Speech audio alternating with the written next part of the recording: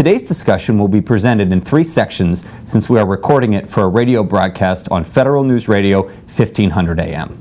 You're welcome to post questions and comments during the session, and we'll try to answer them online. I'd like to introduce our moderator, Tom Frana, the President and CEO of Vion Corporation.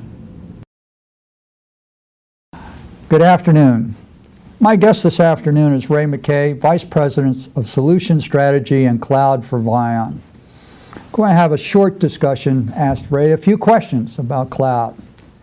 If you follow the federal government marketplace, the state and local government marketplace, there are 3 preeminent issues in the marketplace today: data analytics, cyber, and cloud. And for every article about data analytics or cyber, there's 3 or 4 articles about cloud. Why is that, Ray?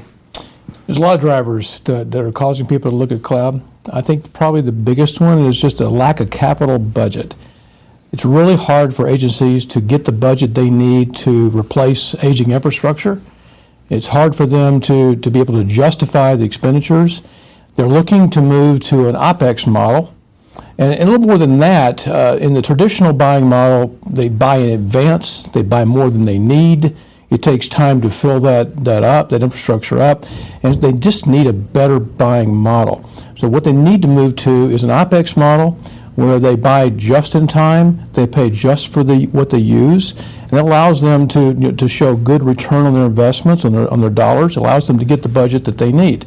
I mean, imagine if you're trying to justify a $10 million or $100 million budget for infrastructure and get that all up front, very difficult. But if you say, I need $1,000 or $100,000 to keep the lights on, to provide patient services, just to keep providing the services I'm doing for my customers, that's easier to justify. So by moving to an OpEx model, by moving to paying just for what they use and just in time, just a better return on their assets is much easier to justify.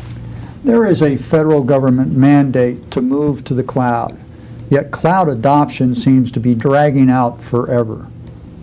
Why? Actually, you're quite right. The target for the federal government is to hit 25% spending in a cloud model. I think the latest measurements show that maybe 4 or 5% of expenditures actually making it to the cloud. There's a lot of challenges that get there, that get in the way. One is application readiness. You've got an aging infrastructure, old application environments, and they have to be adjusted for a cloud model. They have to be adjusted for the kinds of technology that are available in the cloud. That takes time, it takes skills, and many times the agencies are lacking those skills or those available resources to be able to do it. And quite frankly, their resources are tied up, just making sure they can keep the lights on. So it makes it very, very hard for them to make a transition, keep the lights on, but also repurposing their applications, redesigning them to fit into a cloud model. Of course, that brings in risk. Now they're worried that they won't be able to deliver their missions, and it brings in fear. What happens if it breaks? So all those things slow down the adoption of cloud. And actually, the ability to procure, the procurement vehicles of the past are also a bit in the way, as they tend to be isolated procurement vehicles to pick on individual technologies, and cloud is an aggregation of technologies. So the process of procurement is also just a bit in the way. You talk about sort of fear and uncertainty and manpower as being issues. That aside, what is the most common mistake of an organization or an agency going to the cloud? Well, we see a lot of RFIs or RFPs that come out, and they're really not defined well enough to understand what the customer wants to achieve. They'll say, I want to buy cloud. Well, that's really not what they want. They want to solve a business problem, but the RFI is structured to say, I want to buy cloud. I think that's probably the biggest mistake. People rush into trying to go buy cloud. The first step is actually to think about what business challenge you're trying to solve. What's your goal? What's your end in mind? Start with that. Understand then what it takes to be successful. What does mission success look like? And once you understand the business problem and what success looks like, then you can craft SLAs that describe that. Now is the time to put your RFI, your RFP together to talk about how and what you want to buy. I think that's probably the biggest mistake. From a Vion Corporation, what can we do to help our customers meet the requirements of moving to the cloud? Well, the good news about working with Vion is we've been doing cloud for nearly 14 years, and we've been doing it even before it was called cloud.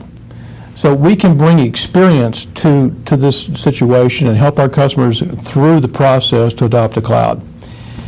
What we will do and what we do for our customers is, talking about that problem we just talked about, we will help them understand the business problem, help them understand what success looks like. Every application environment has a different set of mission success criteria: availability, performance, service response times. All these things have to be taken into consideration. The other thing Vion can do, because we work with many vendors, we'll bring you a private cloud to your own customer premise environment. We'll take that equipment, install it in a hosted environment if you're out of floor space. We can bring in public cloud providers because we partner with a number of them. And then what we can do is take all those technologies, bring them into the best mix to give the customer the very best solution to their problem. That's the Vion cloud approach. If there is a one-sentence encapsulation of what Vion can do for the customer, what would that be? Mission success. You bring it to Vion, we'll make sure you succeed. Thank you for your time this afternoon.